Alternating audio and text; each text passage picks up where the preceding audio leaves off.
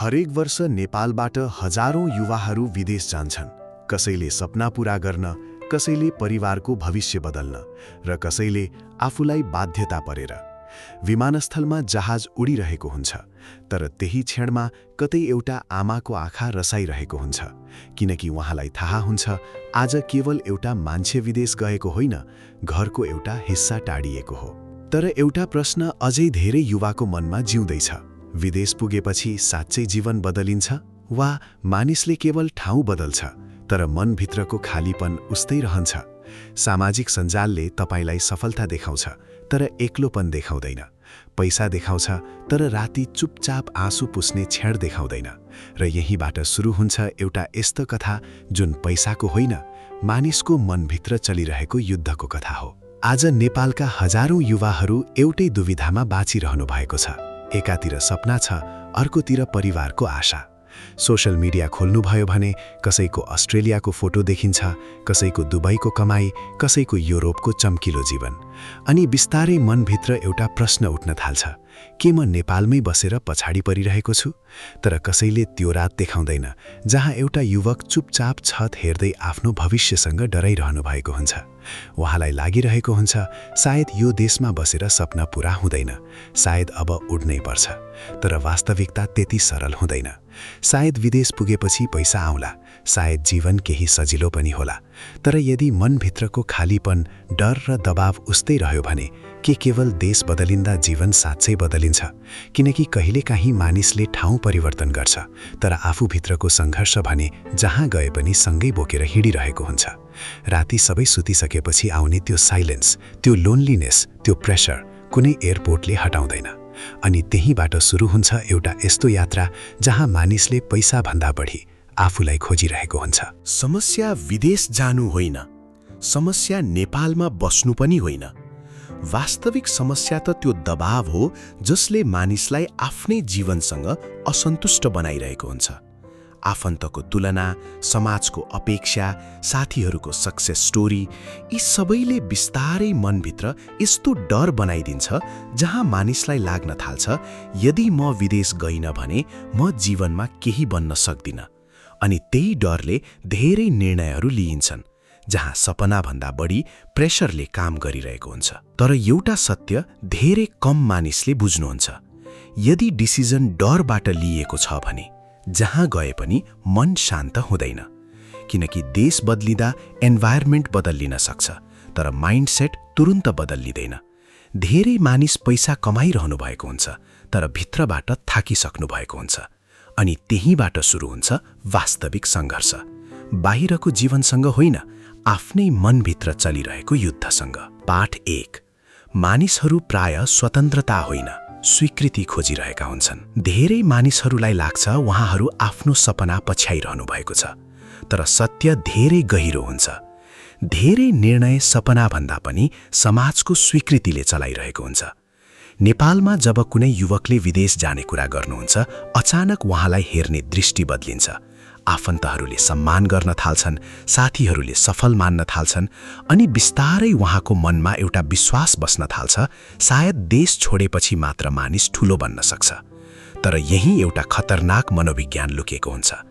यदि तपाईको निर्णय अरूलाई प्रभावित पार्न बनेको हो भने त्यो निर्णयले तपाईलाई कहिल्यै शान्ति दिँदैन। कल्पना गर्नुस्, तपाई विदेश पुग्नुभयो, राम्रो कमाई गर्नुभयो, सामाजिक सञ्जालमा फोटो राख्नुभयो, मानिसहरूले तपाईलाई सफल भन्न थाले, तर राति एक्लै हुँदा तपाई आफ्नै जीवनसँग खुसी हुनुहुन्न भने त्यो सफलताको अर्थ के रह्यो?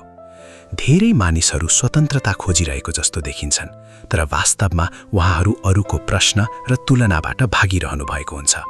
अझै नेपालमै हो भन्ने एउटा वाक्यले कति युवाहरूको आत्मविश्वास चुपचाप तोडिरहेको छ। अनि त्यही दबावले मानिसलाई आफ्नो वास्तविक सपना बिर्साइदिन्छ। साँचो कुरा के हो भने बाहिरबाट पाइने सम्मान धेरै समय टिक्दैन। आज मानिसहरूले प्रशंसा गर्छन्, भोलि फेरि तुलना गर्न थाल्छन्। त्यसैले यदि तपाईँ आफ्नो जीवन अरूको स्वीकृतिमा बनाउनुहुन्छ भने तपाईँ कहिले भित्रबाट स्वतन्त्र हुनुहुन्न। वास्तविक स्वतन्त्रता त्यति बेला सुरु हुन्छ जब तपाईँ अरूलाई खुसी पार्न होइन, आफूलाई सम्मान गर्न निर्णय लिन थाल्नुहुन्छ। किनकि अन्तिममा संसारले तपाईँलाई कति सफल भन्यो भन्ने कुरा महत्त्वपूर्ण हुँदैन, तपाईँले आफ्नो जीवन कति साँचो रूपमा बाँच्नुभयो भन्ने कुरा नै सबैभन्दा ठूलो सत्य हुन्छ। पाठ 2। पैसा कमाउन सकिन्छ तर समय फर्किँदैन। विदेश पुगेपछि धेरै कुरा बदलिन थाल्छ। हातमा पैसा आउन थाल्छ, परिवार खुसी देखिन थाल्छ, समाजले पनि सम्मान गर्न थाल्छ। तर त्यही एउटा सत्य चुपचाप लुकेको हुन्छ। मानिस पैसा कमाउँदै गर्दा कहिलेकाहीँ आफ्नो जीवनको सबैभन्दा बहुमूल्य कुरा गुमाइरहनु भएको हुन्छ, समय। बिहानदेखि बेलुकासम्म काम, थकानले भरिएको शरीर अनि बिस्तारै आफूलाई खुसी बनाउने साना क्षणहरू हराउन थाल्छन्। एक दिन अचानक मनले प्रश्न गर्छ, म साँच्चै बाँचिरहेको छु कि केवल दिन काटिरहेको छु? धेरै युवाहरू सोच्नुहुन्छ, अहिले दुःख गरौँ, पछि जीवन सजिलो होला। यो सोच गलत होइन, तर समस्या त्यति बेला सुरु हुन्छ जब मानिसले केवल कमाउन सिक्नुहुन्छ, बाँच्न बिर्सिनुहुन्छ। आमाबुबा बिस्तारै बुढो हुँदै जानुहुन्छ, साथीहरू टाढिँदै जानुहुन्छ, चाडपर्व मोबाइलको स्क्रिनभित्र सीमित हुन थाल्छ, अनि राति कामबाट फर्केर एउटा सानो कोठामा एक्लै बस्दा मनभित्र अजीब खालीपन महसुस हुन थाल्छ। त्यहाँ पैसा बोल्दैन, त्यहाँ केवल थकान र एक्लोपन बोल्छ। समय संसारको यस्तो चिज हो जुन एकपटक बितेपछि कहिल्यै फर्किँदैन। पैसा फेरि कमाउन सकिन्छ, हारेर फेरि उठ्न सकिन्छ, तर छुटेका मोमेन्ट्स, बितेको उमेर, परिवारसँग बिताउन नसकिएको समय, त्यो फेरि किन्न सकिँदैन। त्यसैले जीवनको निर्णय गर्दा केवल कमाई हेर्नु पर्याप्त हुँदैन। आफूले कस्तो जीवन बाँच्न चाहनु भएको छ भन्ने कुरा अझ ठूलो हुन्छ। किनकि अन्तिममा मानिसलाई सबैभन्दा धेरै पीडा गरिबीले होइन, आफूले बाँच्न नपाएको जीवनले दिन्छ। पाठ 3। अनुशासन बिना कुनै देशले जीवन बदल्दैन। धेरै मानिसलाई लाग्छ विदेश पुगेपछि जीवन आफै बदलिन्छ। राम्रो देश, राम्रो व्यवस्था, राम्रो कमाई अनि सबै समस्या समाप्त हुन्छन्। तर वास्तविकता त्यति सजिलो हुँदैन, किनकि यदि मानिसको बानी कमजोर छ भने उहाँ जहाँ गए पनि समय खेर फाल्न सक्नुहुन्छ। ध्यान ढिलो उठ्ने, लक्ष्य बिना दिन बिताउने, मोबाइल र मनोरञ्जनमा हराउने बानी नेपालमा पनि हुन्छ, विदेश पुगेपछि पनि उस्तै रहन्छ। देश बदलिँदा ठाउँ बदलिन सक्छ, तर अनुशासन नबदलिन्दासम्म जीवनको दिशा बदलिँदैन। सायद यही कारणले केही मानिस नेपालमै बसेर पनि ठूलो सफलता हासिल गर्नुहुन्छ, अनि केही मानिस विदेश पुगेर पनि वर्षौंसम्म एउटै सङ्घर्षमा अड्किरहनुहुन्छ। किनकि सफलता ठाउँले होइन, दैनिक बानीले बनाउँछ। तपाईँ हरेक दिन के सिक्नुहुन्छ, समय कसरी प्रयोग गर्नुहुन्छ, कठिनाइमा कति टिक्न सक्नुहुन्छ, भविष्य त्यहीले निर्माण गर्छ। पैसा कमाउने अवसर धेरै ठाउँमा भेटिन सक्छ, तर आफूलाई नियन्त्रण गर्ने शक्ति भने भित्रैबाट आउनुपर्छ। एउटा अनुशासित मानिस सानो कोठाबाट पनि आफ्नो सपना सुरु गर्न सक्नुहुन्छ, तर लक्ष्यविहीन मानिस संसारकै विकसित देश पुगे पनि भित्रबाट हराइरहनुहुन्छ। त्यसैले साँचो प्रश्न कुन देश राम्रो होइन, साँचो प्रश्न हो के तपाईँ आफ्नो मनलाई नियन्त्रण गर्न सक्नुहुन्छ? किनकि अन्तिममा जीवन बदल्ने चिज देश होइन, अनुशासन हो, अनि यही एउटा गुणले सामान्य मानिस र असाधारण मानिस बीचको दूरी तय गर्छ। पाठ 4। विदेशले एक्लोपन हटाउँदैन।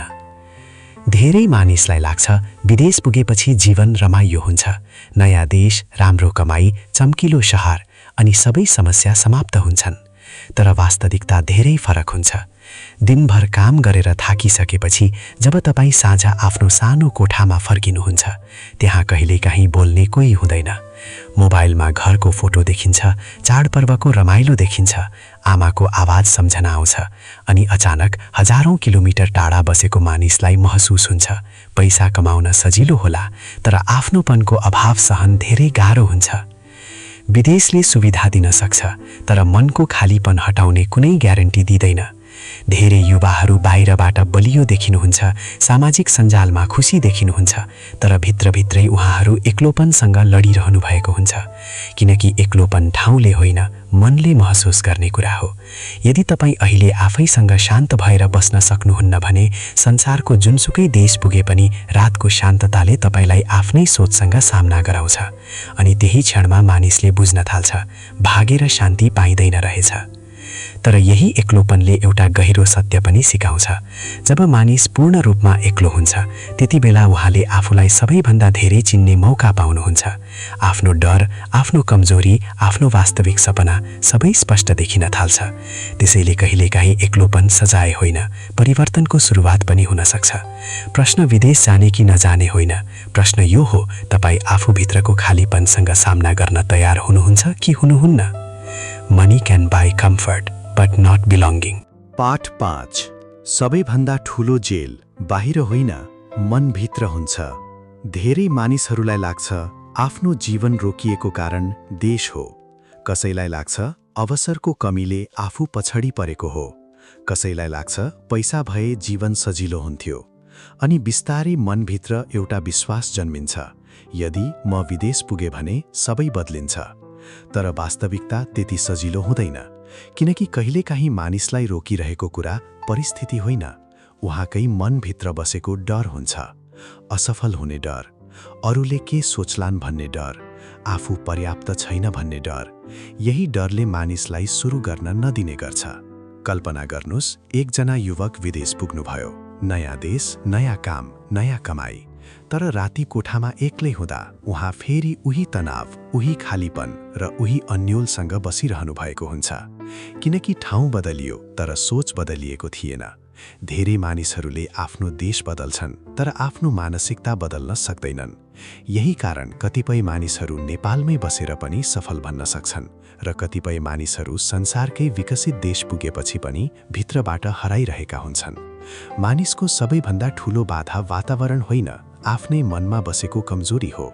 साँचो स्वतन्त्रता तब सुरु हुन्छ जब तपाईँ आफ्नो डरभन्दा ठूलो बन्न थाल्नुहुन्छ, जब तपाईँ तुलना गर्न छोडेर आफ्नै यात्रामा ध्यान दिन थाल्नुहुन्छ, जब तपाईँ अरूको स्वीकृतिभन्दा आफ्नो विकासलाई महत्त्व दिन थाल्नुहुन्छ। किनकि संसारको सबैभन्दा खतरनाक जेल त्यो हो जहाँ ढोका खुला हुन्छ तर मानिस आफै बाहिर निस्कन डराउँछ। र धेरै मानिसहरू जीवनभर त्यही अदृश्य जेलभित्र बाँच्छन्।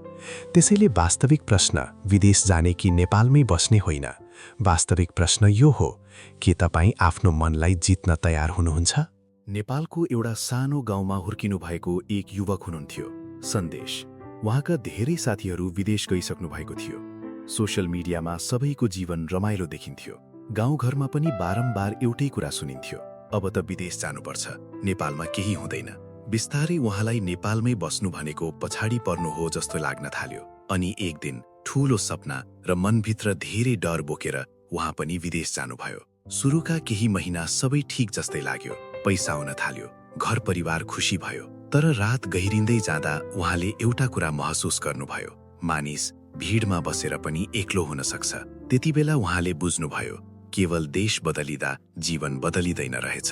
जबसम्म मानिसले आफूभित्रको डर, अन्योल र खालीपनसँग सामना गर्न सिक्दैन, तबसम्म कुनै पनि ठाउँले मनलाई पूर्ण शान्ति दिन सक्दैन। मानिसको मनोविज्ञानको एउटा गहिरो सत्य के हो भने, धेरै जसो मानिसहरू स्वतन्त्रता भन्दा पनि सुरक्षित भविष्य खोजिरहनु भएको हुन्छ। त्यसैले स्थिर कमाई, निश्चित जीवन र अरूले स्वीकार गर्ने बाटो धेरैलाई सही जस्तो लाग्छ। तर कहिलेकाहीँ यही सुरक्षित देखिने बाटोले मानिसलाई बिस्तारै आफ्नै सपनाबाट टाढा लैजान्छ। बाहिरबाट जीवन ठीक देखिए पनि भित्र भने अधुरोपन बढिरहेको हुन्छ। अर्कोतर्फ आफ्नो सपना पछ्याउने निर्णय सजिलो हुँदैन। त्यहाँ डर हुन्छ, अनिश्चितता हुन्छ, एक्लोपन पनि हुन्छ। तर यही सङ्घर्षले मानिसलाई मेन्टली बलियो बनाउँछ, किनकि वास्तविक परिवर्तन आरामभित्र होइन, असहज अवस्थाभित्र जन्मिन्छ। र अन्तिममा जीवन बदल्ने कुरा देश होइन, मानिसको सोच, धैर्य र आफूलाई विश्वास गर्ने शक्ति हो। एक दिन तपाईँ आफ्ना पुराना निर्णयहरू सम्झिँदै हुनुहुनेछ। त्यो बेला एउटा प्रश्नले मनभित्र आवाज गर्नेछ, के मैले साँच्चै आफूले चाहेको जीवन बाँचे? किनकि अन्तिममा मानिसलाई सबैभन्दा धेरै दुःख असफलताले होइन, आफूभित्रको सम्भावना अधुरै रहनुले दिन्छ। तपाईँ विदेश जानुहोस् वा नेपालमै सङ्घर्ष गर्नुहोस्, निर्णय डरले होइन, आफ्नो उद्देश्यले लिनुहोस्। यदि मन बलियो छ भने सानो ठाउँबाट पनि ठूलो सपना सुरु हुन सक्छ, किनकि वास्तविक सफलता पैसा होइन, आफूलाई हराउन नदिनु हो। यदि तपाईँ अहिले विदेश जाने कि नेपालमै सङ्घर्ष गर्ने दुविधामा हुनुहुन्छ भने एकछिन रोकिएर आफैलाई एउटा प्रश्न सोध्नुहोस्। तपाईँ सपना पछ्याइरहनु भएको छ कि केवल दबावबाट भाग्न खोजिरहनु भएको छ? किनकि जीवन बदल्ने निर्णय इमोसनले होइन, क्ल्यारिटीले लिनुपर्छ। विदेश जानु गलत होइन, नेपालमै सङ्घर्ष गर्नु पनि हार होइन। महत्त्वपूर्ण कुरा केवल एउटै हो, जहाँ भए पनि तपाईले आफूलाई हराउनु हुँदैन। अन्तिममा सफल त्यो व्यक्ति हुन्छ जसले आफ्नो बाटो अरूको आवाजले होइन, आफ्नै उद्देश्यले रोज्न सक्छ। यदि यो भिडियोले तपाईलाई एकछिन भए पनि सोच्न बाध्य बनायो भने कमेन्टमा आफ्नो विचार अवश्य लेख्नुहोस्। भिडियो मन परेमा सब्स्क्राइब गर्न नभुल्नुहोस्, किनकि यहाँ हामी केवल मोटिभेसनको कुरा गर्दैनौँ, यहाँ हामी वास्तविक माइन्डसेट र जीवनको सत्यताको कुरा गर्छौँ। धन्यवाद।